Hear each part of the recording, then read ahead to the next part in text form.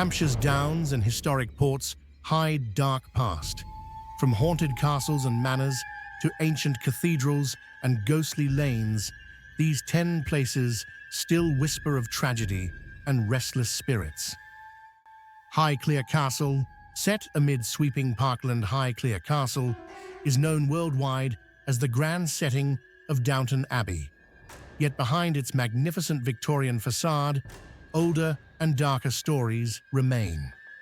Local tradition tells of a house marked by grief long before cameras ever arrived. During the 19th century, a young footman is said to have fallen in love with a nursemaid employed within the household. Their secret affair ended in heartbreak when the woman fell pregnant and their infant died soon after birth. Overcome by despair and the pressures of scandal, the young man took his own life within the castle. His tragic decision, whispered about but never officially recorded, became the seed of the castle's most persistent haunting. Caretakers and guests describe sudden drops of icy air that drift along the grand corridors even in the warmth of summer.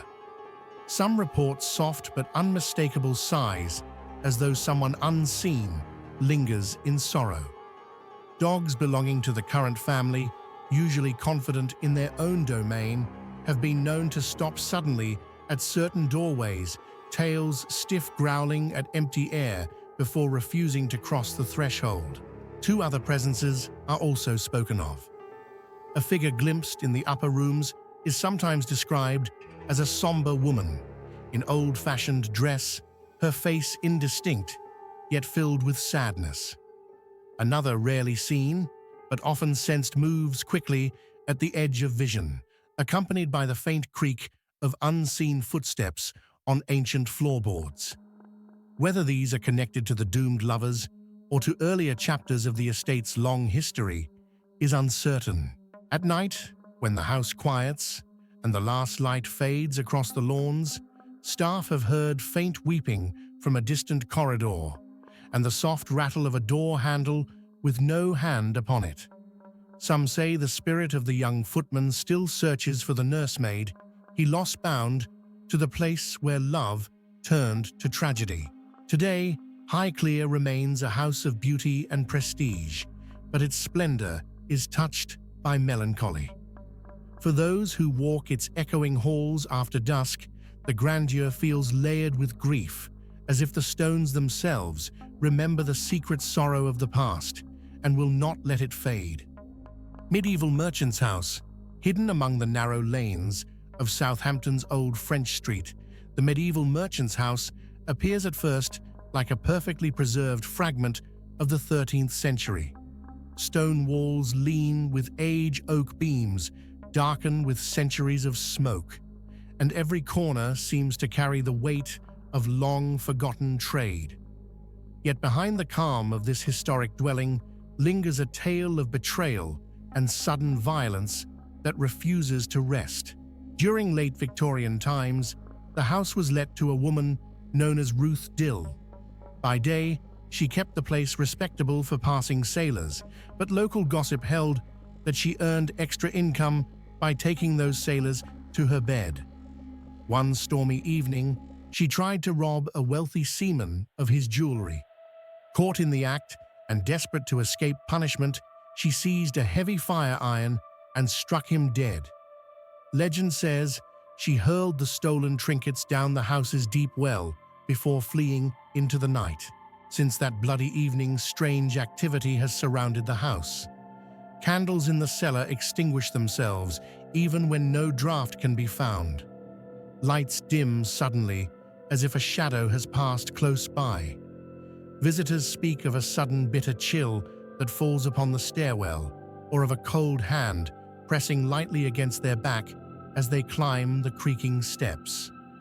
On quiet afternoons, staff have heard faint sobbing that drifts through empty rooms, and more than one worker has felt a sudden shove when no one else was near.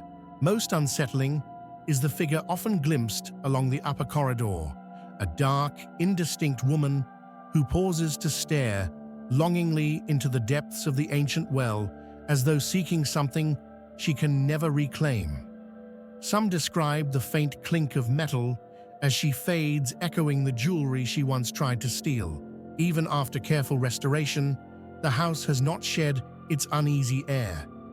Guides speak softly of the shadowy woman, careful not to alarm guests, yet admit that tools and furniture left overnight have been mysteriously moved. In the deep silence, after closing, when the old timbers settle and the city quiets, the medieval merchant's house still feels inhabited by more than memory, a place where guilt and restless ambition echo down 7 centuries and where Ruth Dill, or something older, may still walk. Winchester Cathedral. Rising like a stone forest at the heart of the ancient city, Winchester Cathedral is one of England's great medieval treasures. But when the last visitors leave and the dusk bells fade, its vast interior belongs to older, quieter company. Shadows stretch across echoing aisles, and stories whispered over centuries begin to stir. The most often spoken of is a phantom monk who limps through the southern end of the close. Cloaked in a dark habit, he is first glimpsed near house number 11, where moonlight pools across the paving. Witnesses say he moves with slow, deliberate steps towards the arch by the south transept, before vanishing into the wall as if the stone itself absorbs him. Within the cathedral, a similar figure is said to glide along the central aisle and ascend a staircase that no longer exists, a remnant of an older building plan known only to the dead. Elsewhere, visitors report the sudden rustle of robes and the sound of chanting deep beneath the library. These soft, unearthly voices rise and fall like the echoes of a service long ended, sometimes accompanied by a cold draft that winds around pillars even on the calmest summer day. A few have spoken of faint bells tolling within the walls, distant yet close enough to chill the air. Some of these manifestations may trace back to the cathedral's long and turbulent history. Built on the site of earlier churches, it witnessed centuries of worship, royal burials, and civil upheaval. Monks labored, prayed, and sometimes fought here, leaving behind more than carved stone and illuminated texts. There are even older tales of a 17th century cleric hanged from a nearby archway, whose restless spirit may walk these cloisters still. By lantern light, the interior feels timeless. Footsteps echo where none are seen. A soft breeze touches the face in places sealed to the sky. Whether one believes in spirits or not, Winchester Cathedral after dark awakens something ancient. Each column seems to remember prayers, murmured in forgotten Latin. Each shadow perhaps hides a silent watcher. Visitors who pause alone beneath the soaring vault often speak of a presence just beyond sight, as though the cathedral's long memory will not let the living forget the countless souls who once filled its sacred space. The Brushmaker's Arms.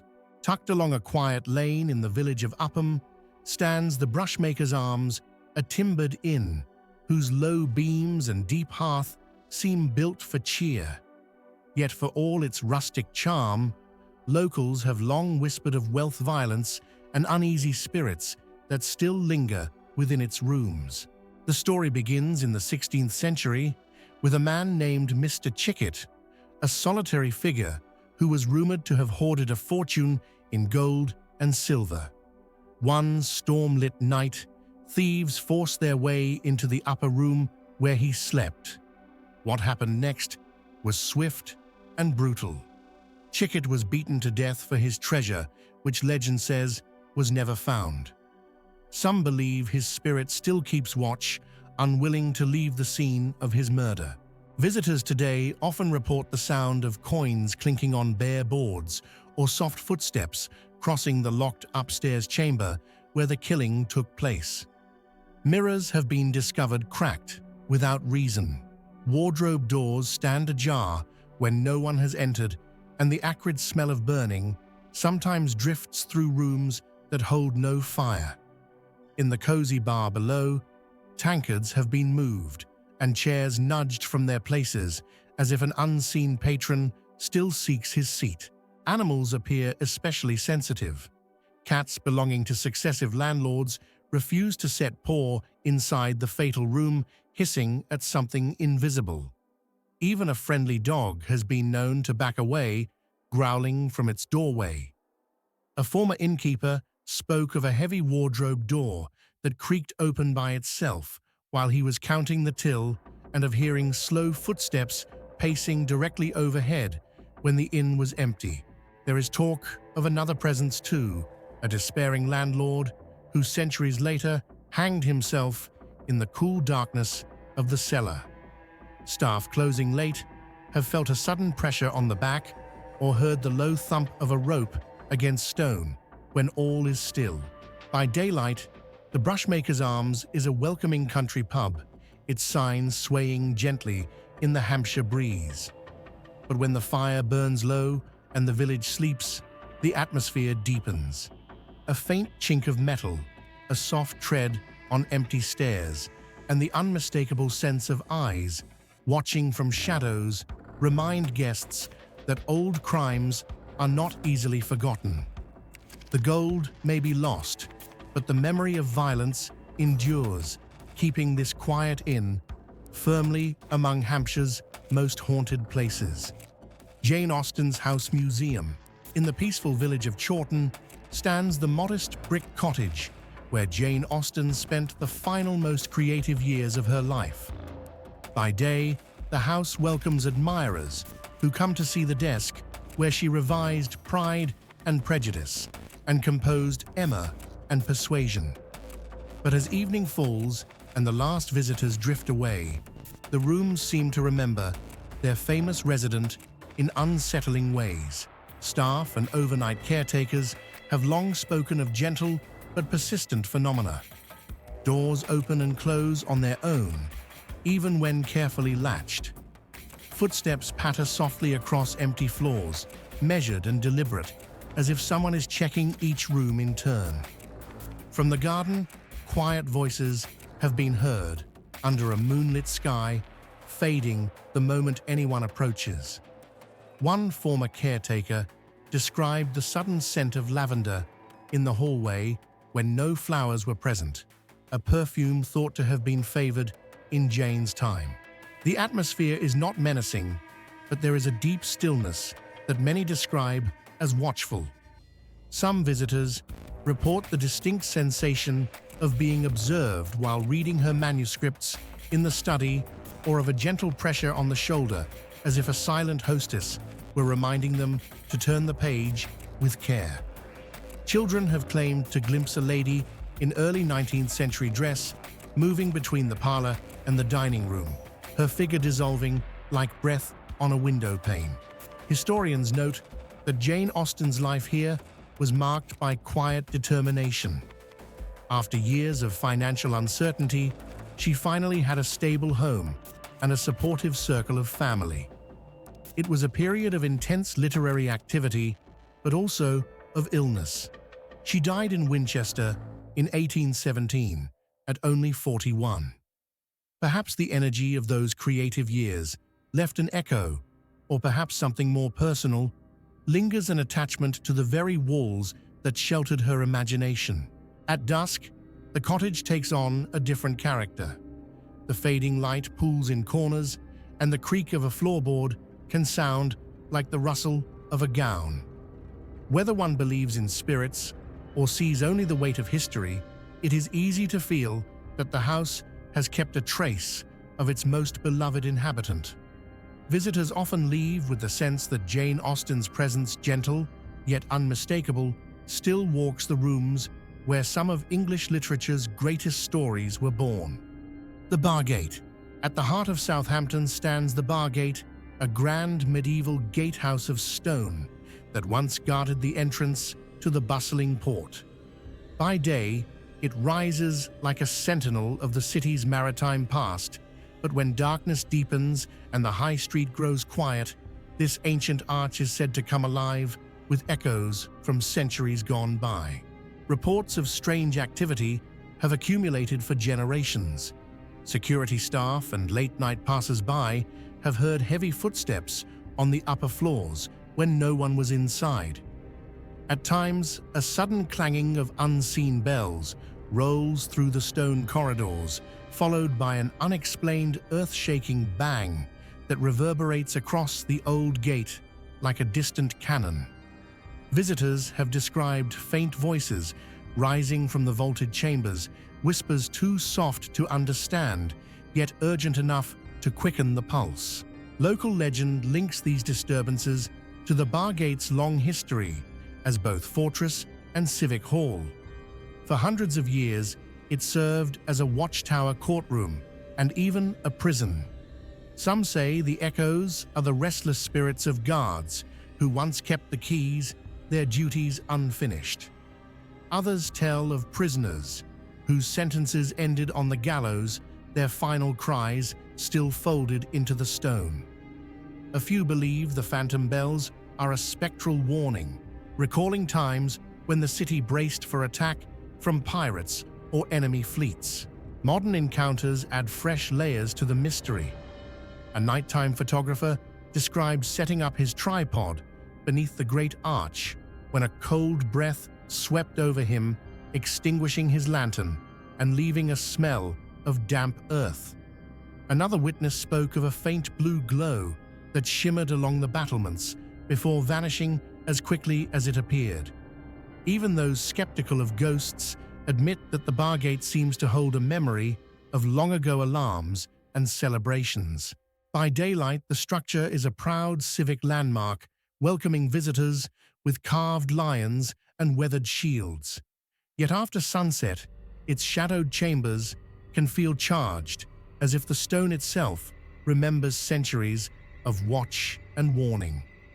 Whether the sounds are echoes of medieval Southampton or something less easily explained, the Bargate remains one of Hampshire's most atmospheric and most haunted historic sites, a silent gateway where the past still seems to walk.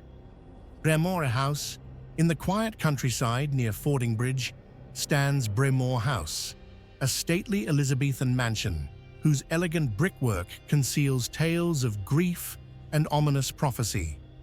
Built in the late 16th century, the house has been home to generations of the Doddington family, and local tradition says two of its former residents never truly left. The first, and most feared, is the elder Mrs. Doddington. Centuries ago, after her husband lost a bitter legal dispute, he took his own life in despair. Heartbroken and shamed, she is said to have wasted away in sorrow. But before death claimed her, she delivered a chilling deathbed warning: anyone who dared move her portrait would suffer misfortune. In the 1950s, a house cleaner ignored the legend and shifted the painting while dusting.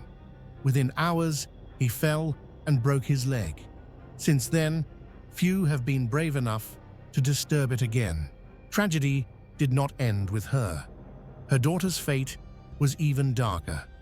Historical whispers tell of a moment of madness in which the daughter's own son struck her fatally, an act that left an indelible shadow on the family line. Her weeping figure is said to appear in the blue bedroom, draped in faded silk and lit by a pale inner glow. Sometimes she manifests as a silent presence beside the great four-poster bed, other times only as a cold breath and the faint sound of muffled sobs. Some claim that her appearance foretells illness or death within the household, while others believe she simply repeats the hour of her sorrow. Visitors and staff have reported unexplained noises, doors opening to empty corridors, sudden chills in sun-warmed rooms, and the distant rustle of skirts along the oak stair. One caretaker spoke of a candle that flickered wildly, though no draught was present, as if an unseen hand brushed past. By day, Breamore House remains a fine example of Tudor architecture, its gardens serene and open to guests. Yet as dusk falls, the stillness deepens into something more uneasy.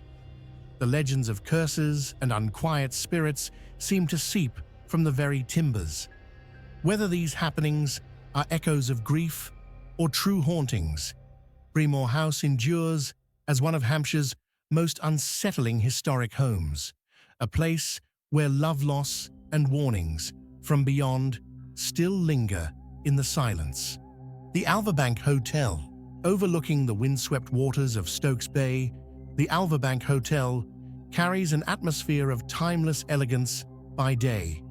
Yet after nightfall, this 19th-century building gathers a quieter, more mysterious life of its own.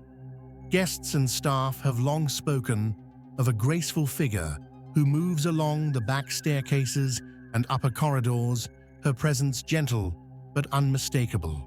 The earliest modern reports come from the 1970s, when visitors repeatedly asked the same question at breakfast: who was the young woman gliding past the rear landing in the small hours? The staff could only answer that no such guest existed. Some travelers described her as dressed in pale Victorian clothing, her hair dark and pinned high, always keeping her gaze lowered as if deep in thought. One guest recalled waking to find this figure bending over her bedside, the outline shimmering faintly in the dim light before dissolving into air. Legends have grown around her identity. Some suggest she was a governess from the early days of the house, perhaps caught in a doomed romance with a naval officer stationed nearby. Others believe she might have been a bride who died suddenly before her wedding day, forever returning to the staircase where she once waited for her beloved. Whatever the truth, her visits are quiet and purposeful.